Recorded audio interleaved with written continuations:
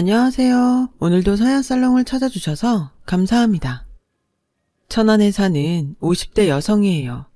얼마 전 저희 집 행운목에 꽃이 피었어요. 행운목에 꽃이 피면 좋은 일이 생긴다죠. 그래서인지 제 일상에 뜻밖의 행운이 찾아왔지 뭡니까? 이전까지 제 인생은 소위 말하는 이생망이었어요. 이번 생은 망했다 라는 의미죠.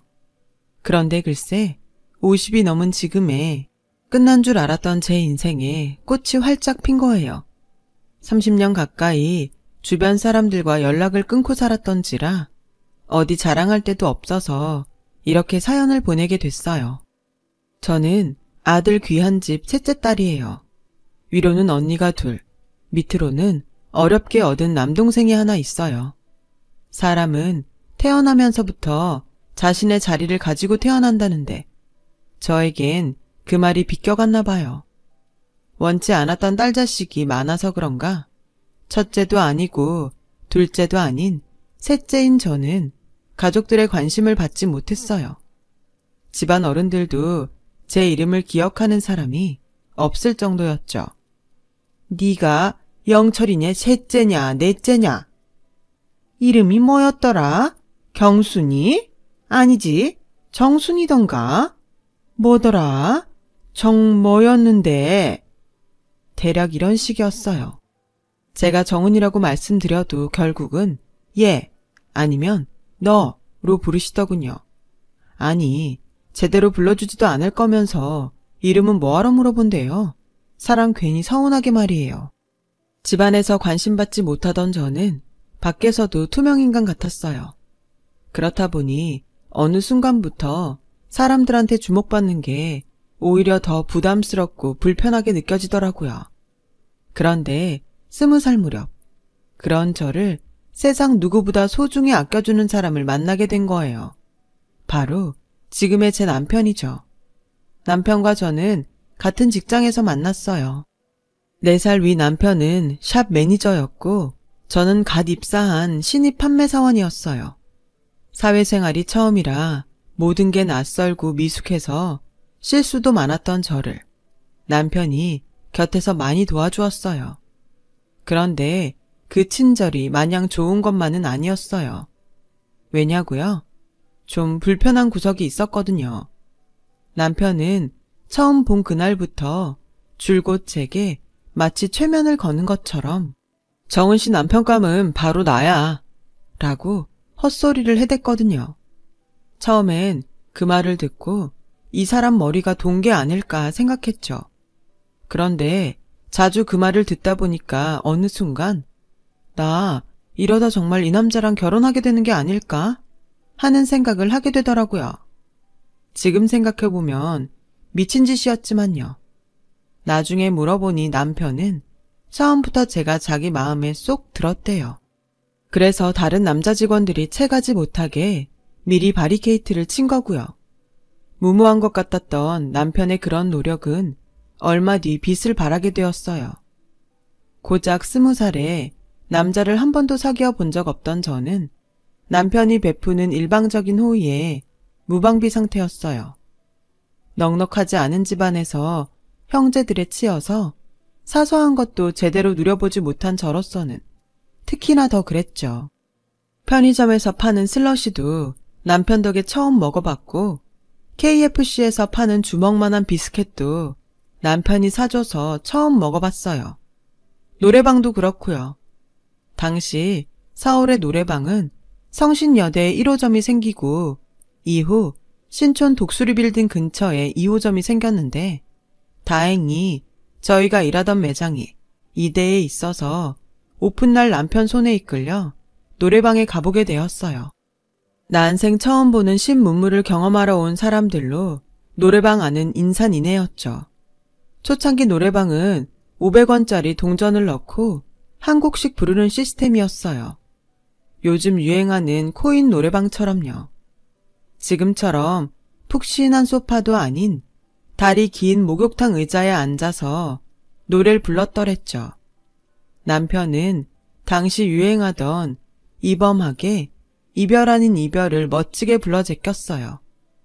평소와 다른 남편의 모습에 살짝 놀란 저는 남편이 노래를 부르는 모습을 보곤 반하고 말았죠. 이날을 위해 휴일까지 바꿔가며 저와 노래방을 찾았던 남편은 작정한 듯 연달아 5곡이나 불렀어요. 그리곤 노래를 너무 불러 목이 마르다며 근처 호프집으로 저를 데려갔죠. 근처 연대생들이 주로 오는 곳이라 과 점퍼를 입은 학생들이 많았어요. 그 사이에 자리를 잡고 앉은 우리는 대학생들의 대화 속에 흘러나온 MT며 과대, 레포트 같은 용어들에 잔뜩 주눅이 들었던 기억이 나네요. 둘 다 고등학교를 졸업하고 바로 사회생활을 시작했던 터라 비슷한 또래들이 즐기는 캠퍼스 생활이 내심 부럽고 셈이 났거든요. 그 열등감 때문에 술에 더 취했는지 모르겠네요. 그날 남편은 술이 잔뜩 취해서 몸도 가누지 못했어요. 날은 춥고 술에 취한 남편은 무겁고 이러지도 저러지도 못하던 저는 생각도 못해 근처 여관으로 남편을 끌고 갔어요. 술에 취한 남편을 눕혀놓고 바로 나올 생각이었죠. 그런데 침대에 눕히고 돌아서려는데 남편이 저를 불러 세우지 않겠어요? 아니, 무슨 여자가 겁도 없이 남자랑 여관을 들어와? 정은 씨, 그렇게 안 봤는데 까졌네? 원래 이런 사람이었어? 남편 말에 억울했던 저는 필사적으로 손사래를 치며 항변했어요. 그게 아니라 매니저님이 취해서 몸도 못 가누고 집도 모르는데 어떡해요. 그렇다고 우리 집에 데려갈 수도 없고 그리고 나 아무 짓도 안 했어요. 그냥 눕혀놓고 나가려던 참이에요. 그러자 남편은 억울한 마음에 울상이 된 저를 향해 심각한 표정을 짓더니 에잇, 이렇게 된 이상 어쩔 수 없네. 이참에 둘이 사귀는 수밖에. 네? 그게 무슨 말도 안 되는 소리예요. 내가 왜 매니저님이랑 사귀어요. 싫어요. 전 매니저님처럼 여자한테 예쁜 남자는 딱 질색이라고요. 그러니까 그런 소리 말아요. 그러자 남편은 정색을 하며 말했어요. 아니, 누가 예쁜 남자라는 거야? 내가 얼마나 한결같은 남잔데? 나처럼 일편단심인 사람이 어딨다고. 나 정은 씨 말고 눈길 준 사람 없어. 못 믿겠으면 매장 가서 사람들한테 다 물어봐. 오늘만 해도 그래. 내가 정은 씨랑 만나러 나오려고 몇 명한테나 휴무 바꿔달라고 부탁했는지 알아? 자그마치 3명이야. 그런 정성도 모르고 어떻게 그러냐? 난 처음부터 정은 씨 하나만 봤어. 한눈에 내 짝이라고 생각했거든. 이건 농담 아니고 진심이야. 정은 씨, 그러지 말고 나랑 사귀자. 응? 지금 같으면 여들의 삶은 호박에 이도 안 들어갈 소리 같겠지만 그땐 어리고 순진해서 그 말에 넘어가고 말았어요. 나 좋다는 사람 정성을 생각해서라도 한번 만나보고 결정하자 싶었거든요. 그래서 남편과의 연애를 시작했어요. 남편이 직장 매니저다 보니 일적으로 많이 덕을 보게 되었어요. 저 편한 날에 휴무도 잡아주고 영업 외에 까대기 일도 빠질 수 있었죠. 그렇게 2년 넘게 비밀 사내 연애를 하던 우리는 남편이 다른 매장으로 스카우트 되면서 위기를 맞았어요. 눈에서 멀어지면 마음에서 멀어진다고 회사를 옮기고부터는 남편은 연락도 뜸하고 전처럼 살갑지 않았거든요. 그래서 이 남자가 나한테 벌써 질렸나 했는데 글쎄 느닷없이 프로포즈를 하지 뭐예요. 정은 씨도 알다시피 내가 형제가 좀 많아. 5남매 중 장남이거든. 시골에서 농사 짓고 계신 부모님의 줄줄이 달린 동생들까지 다 내가 책임져야 하는 식구들이야. 사실 부모님이 내 결혼을 서두르셔. 아무래도 내가 빨리 결혼해서 자리를 잡아야 장남 몫을 제대로 할 테니까. 그래서 정말 고민 많이 했어. 내 주제에 정은 씨한테 이런 말 해도 되나 싶어서 말이야. 근데 아무리 생각해도 다른 사람이랑 결혼하는 건 도저히 못하겠어. 난 정은 씨 아니면 안 되거든. 그래서 말인데 염치 없는 소린 건 알지만 나랑 결혼해 줄래? 저 역시 형제 많은 집에서 자라 첫째의 고충은 익히 알고 있었어요. 저희 큰언니만 해도 살림 미천이라 불리며 집안에서 온갖 희생을 강요당하며 자랐거든요. 하물며 장남인 남편은 오죽했겠어요. 그 무게를 혼자 짊어지고 살았으니 불쌍한 사람이었죠. 의류 매장에서 일하면서도 정작 자신은 변변한 옷 하나 사입는 걸 본 적이 없을 정도로 남편은 본인한테 쓰는 걸 아까워하는 사람이었어요. 툭 하면 시골집에서 걸려오는 돈 부탁 전화에 난감해하던 것도 한두 번이 아니었고요. 이직을 하게 된 가장 큰 이유도 바로 돈 때문이었어요. 남편은 시골에 계신 어머님 병원비를 마련하기 위해 배신자 소리를 들어가며 경쟁업체로 이직을 한 거였으니까요. 인기 만점 매니저에서 하루아침에 역적이 되면서까지 장남의 무게에 눌려 사는 남편이 안쓰러웠어요. 저라도 이 사람이 어깨에 짊어진 짐을 나눠지고 싶을 정도로요. 그래서 남편의 프로포즈에 덜컥 승낙을 하고 만 거예요. 며칠 뒤 집에 결혼할 사람이 있다고 말씀드렸더니 부모님께선 버럭 화를 내시더라고요. 누나가 돼서는 남동생 대학 등록금 벌 생각은 않고 결혼 타령이냐고요. 그렇게 결혼하고 싶으면 네가 벌어서 결혼을 하든 말든 알아서 하라더군요. 그 말이 어찌나 서운하던지. 그래서 그 길로 집을 나왔어요. 나를 그저 아들 자식 키우는데 필요한 돈벌이로 생각하는 부모님이 그땐 정말 용서가 안 됐거든요.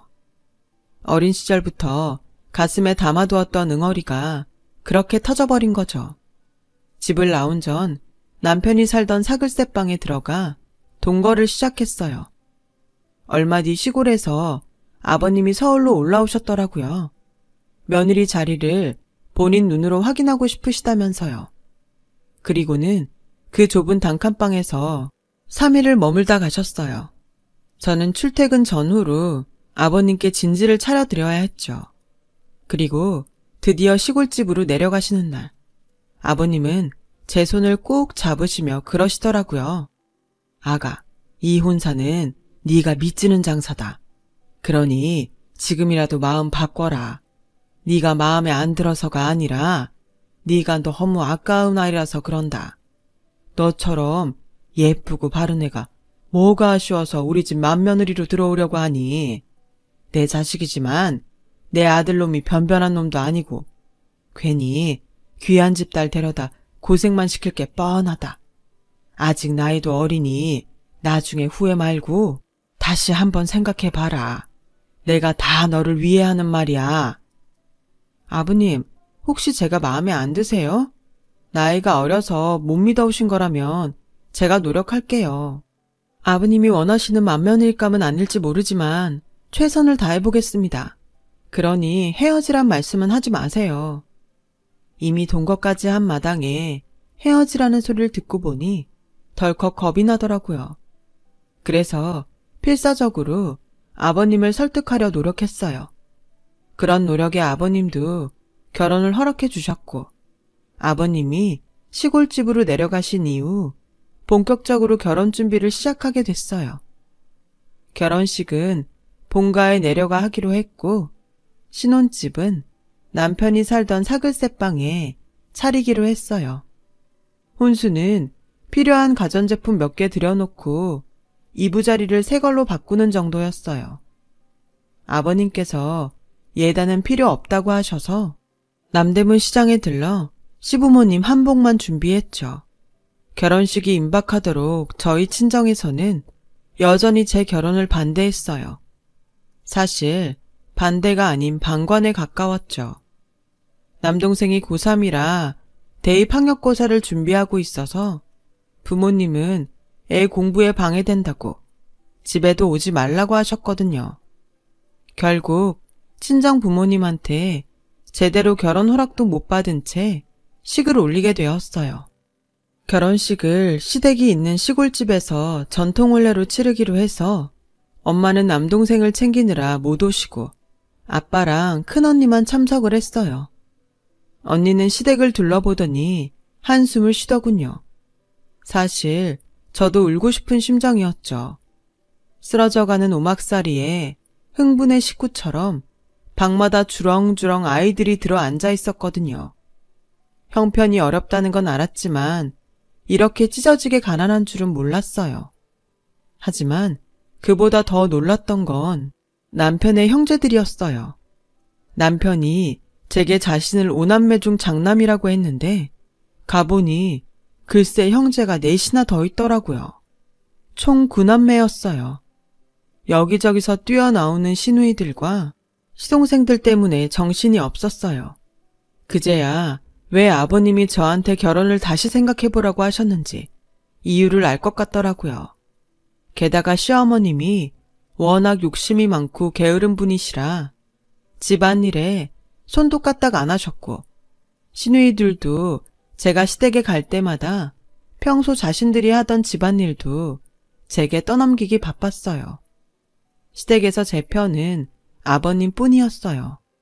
아버님은 아침부터 허리 한번 못 펴는 저를 보시곤 시누이들을 혼내셨어요.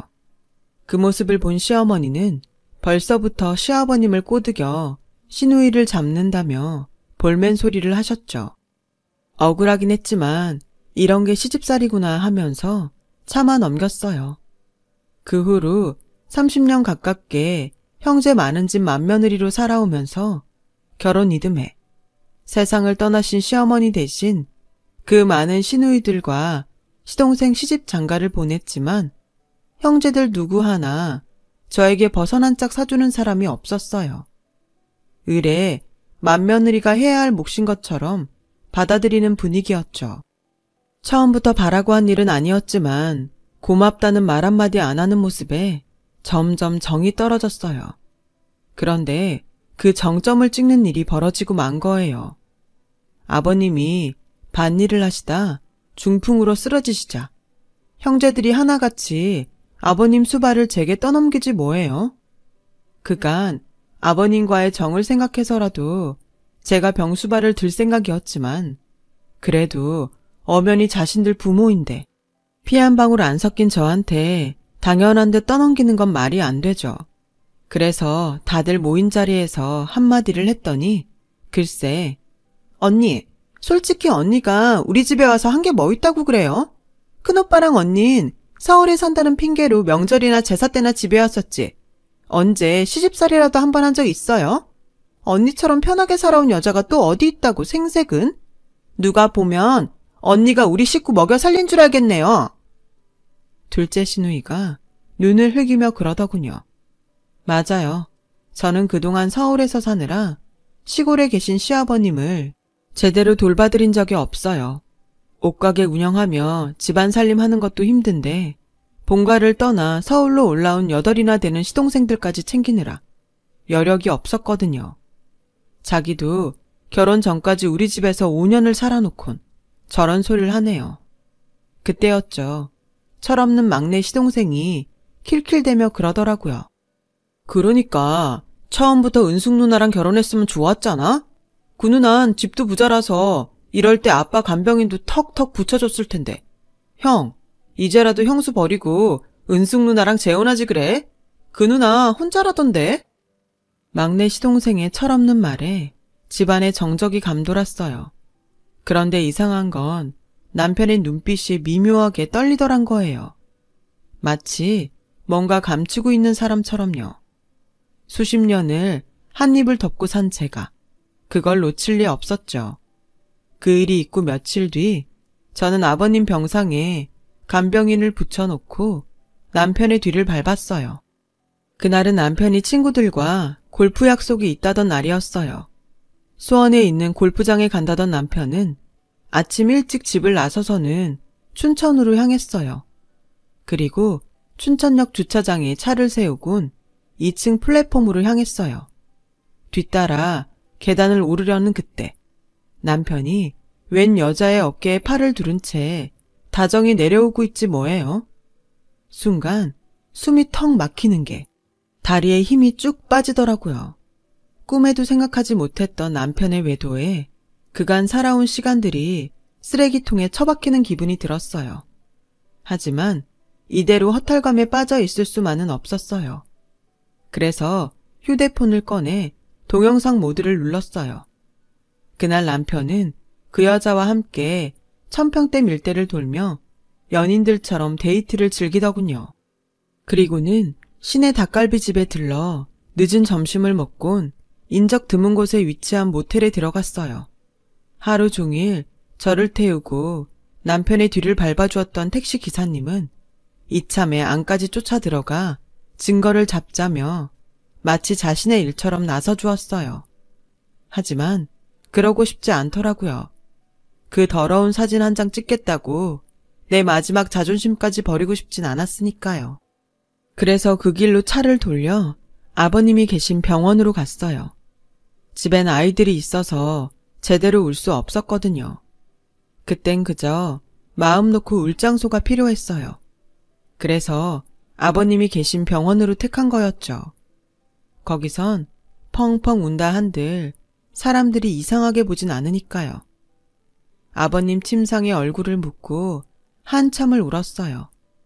그러다 문득 아이처럼 곤히 잠들어 계신 아버님을 보자 오래전 그날 아버님께서 하셨던 말씀이 문득 떠오르더라고요.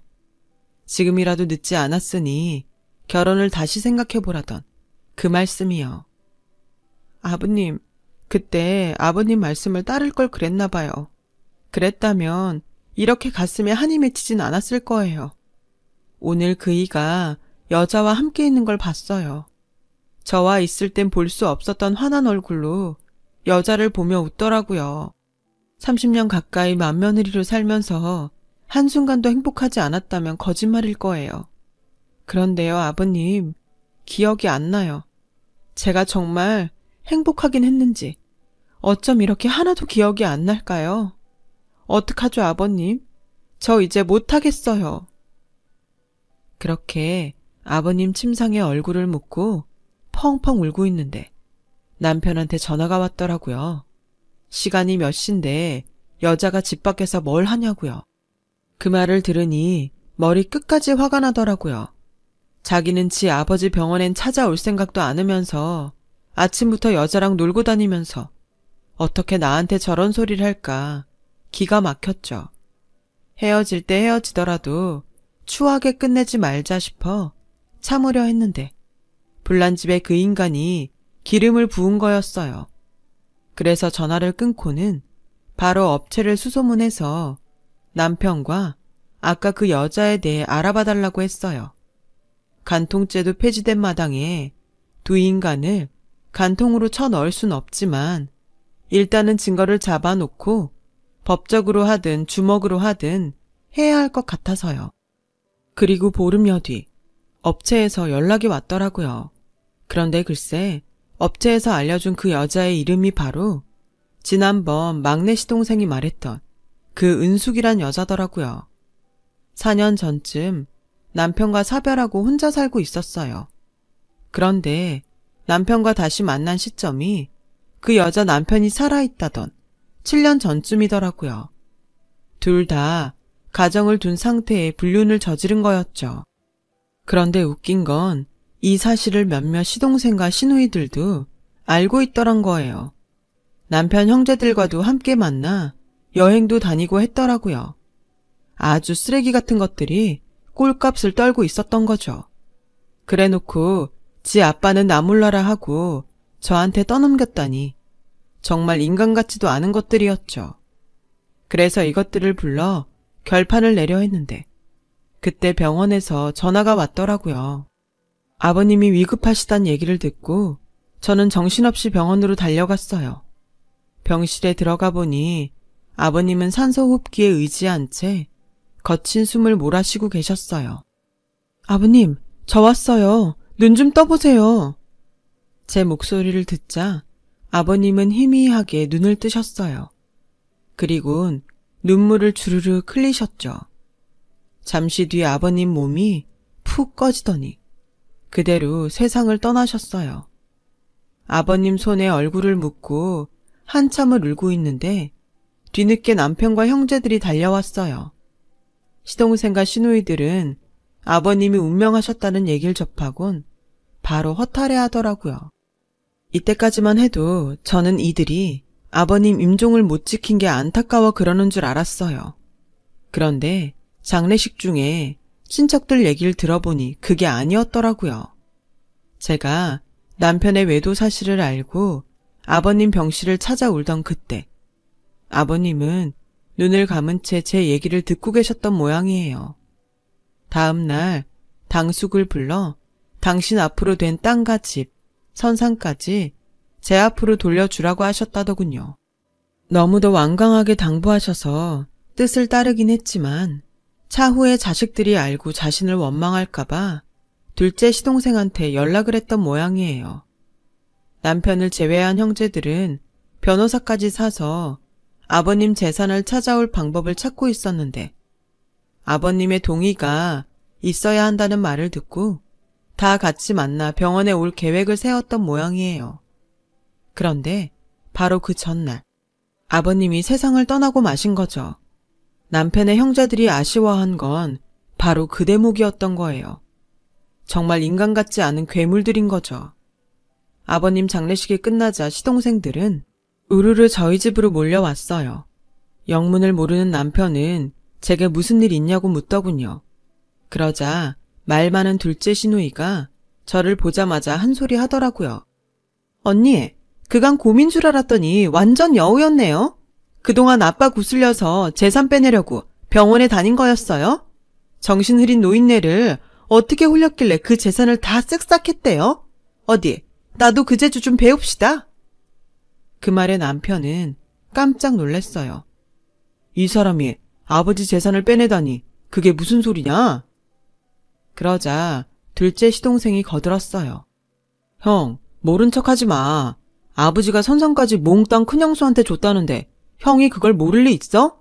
우리 땅 주변에 도로가 생겨서 가격이 몇십 배나 올랐다는데 그거 혼자 먹으려고 쇼하는 거 아니야?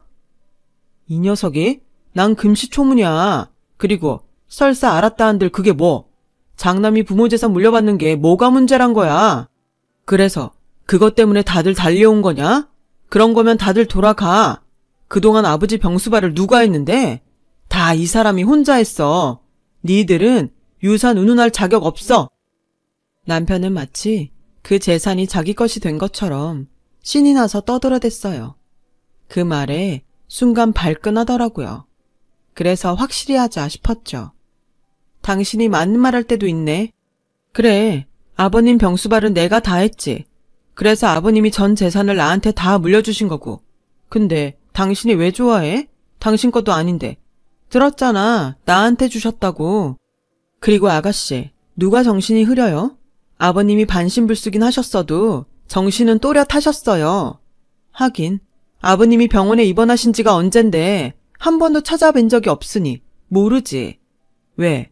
변호사가 심신미약으로 몰아서 제가 받은 유산 뺏어준다 그래요? 그래서 다들 몰려와서 이 난리를 치는 거냐고요. 근데 소용없어요. 이미 땅 문서엔 제 도장이 찍혔고 난 당신들한테 10원 한 장 줄 생각 없으니까. 그리고 당신도 잘 들어. 거기엔 당신 목도 없어. 첫사랑 못 잊어서 나 몰래 바람까지 핀 주제에 어디서 숟가락을 꼽아? 넌 유책 배우자로 나한테 이혼당할 준비나 제대로 하라고. 그리고 당신이 그토록 사랑한 그 은숙 씨도 소장 받을 준비하라고 해. 내가 위자료 청구 소송할 거니까.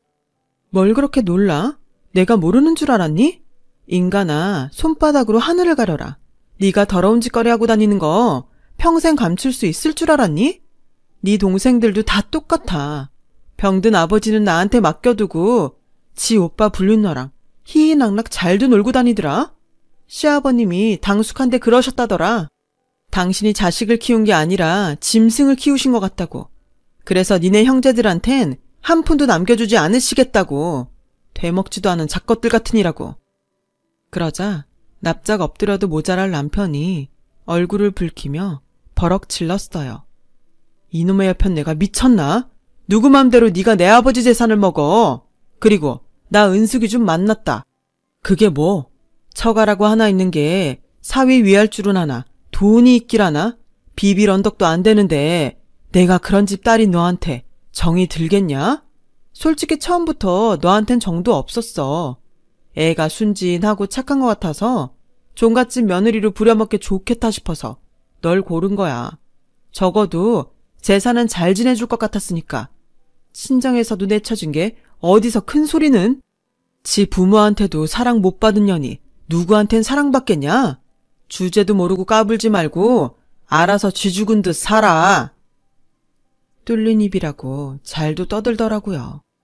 내가 왜 사랑을 못 받아? 널 낳아준 네 아버진 니들 구남매보다 내가 더 좋으시다더라.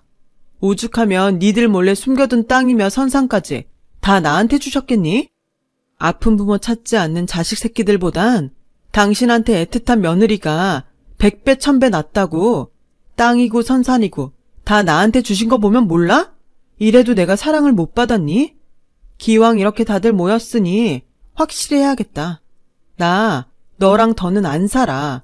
이혼할 거라고. 그리고 니들 어머님 대신 내가 니들 결혼식까지 치러주고 혼수며 예단까지 해준 거 기억은 하니? 나 그 고생을 하고도 이날 이때까지 니들한테 버선 한 짝 받은 거 없어. 버선은 무슨 고맙다는 말도 못 들었어. 그러고도 니들이 사람 새끼니? 하긴 부모가 쓰러졌다는데 코빼기도 안 보이는 것들인데 말해 뭐해? 그래서 니들한테는 일말의 동전도 아깝다는 생각이 들어서 그간 니들이 나한테 빼간 거 다 돌려받아야겠어. 그러니까 잘들 들어. 둘째, 셋째 도련님 장가 갈 때 나한테 전세금 쪽으로 돈 빌려갔었죠? 둘째가 3천, 셋째가 5천. 그거 당장 갚아요. 그리고 둘째, 셋째, 다섯째 아가씨는 혼수 준비하면서 가전제품이며 이불 세트, 신혼여행 항공권까지 내 카드로 긁은 거 기억하죠? 결혼한 지가 언젠데 갚을 생각을 안 해. 내 돈이 당신들 쌈짓돈인 줄 알아요? 당신들이 당신들 오빠 동생이지 내 동생들은 아닌 거잖아. 내가 시간 지났다고 잊을 거라 생각하는 모양인데 어쩌지? 내가 다른 건 몰라도 장부기재는 기가 막히게 하는 편이라서 말이야. 20살 무렵 당신들 오빠한테 죽어라 배운 덕에 누락 없는 장부기재. 그게 내 특기거든. 장부에 다 적어놨으니까 하루 속히 상환하도록 해요. 곧 남이 될 사이니까. 다들 각자 빌려간 돈, 카드값 이달 말까지 내 계좌로 입금해요. 저는 할 말을 마치고 방으로 들어가 문을 닫았어요. 제가 방으로 들어온 뒤에도 거실에선 남편과 형제들이 고성을 지르며 서로들 싸우더라고요. 그러거나 말거나 이젠 저와는 상관없는 인간들이니 알 바 아니죠. 얼마 뒤 저는 남편과 이혼을 했고 아버님이 주신 땅 중 가격이 많이 오른 일부를 팔아서 천안에다 아이들과 살 집을 마련했어요. 남편과 이혼하면서 재산 분할한 것과 남편과 상간녀한테 받은 위자료는 아이들을 위해 묵혀두었고요. 그동안 남편 형제들한테 빌려준 돈과 카드값은 다달이 분할 상환해서 받고 있어요. 남의 돈 쓸 때는 하찮은 돈처럼 생각하더니 갚으려니 그게 얼마나 큰 돈인지 실감이 가는 모양이에요. 매달 제 날짜에 붙이는 적이 없을 정도로 말이죠. 그리고 아버님 제사는 매년 저와 아이들이 지내고 있어요. 누구도 제 아버지 제사를 지내겠다는 인간들이 없었거든요. 차라리 잘 됐죠. 이렇게라도 감사한 마음을 전할 수 있게 됐으니까요. 한때는 내가 내 가족한테 사랑받지 못해서 타인에게도 사랑받지 못한 게 아닐까 생각했던 적도 있어요. 그런데 시간이 지나고 보니 원인은 내 자신이 나를 사랑하지 않았기 때문인 것 같더라고요. 그래서 앞으론 나 스스로 나를 사랑해 보려고 해요. 그래야 배신당하거나 후회할 일도 없을 테니까요. 제 사연을 들어주셔서 감사합니다. 여러분은 스스로 이미 다 훌륭한 분들이에요. 하루하루 행복하실 자격이 있는 분들이죠. 오늘도 행복하시고 늘 건강하세요. 여러분, 사연 댓글에 응원과 현명한 조언 부탁드려요. 좋아요와 구독은 저에게 큰 힘이 됩니다. 오늘도 좋은 일 가득하세요.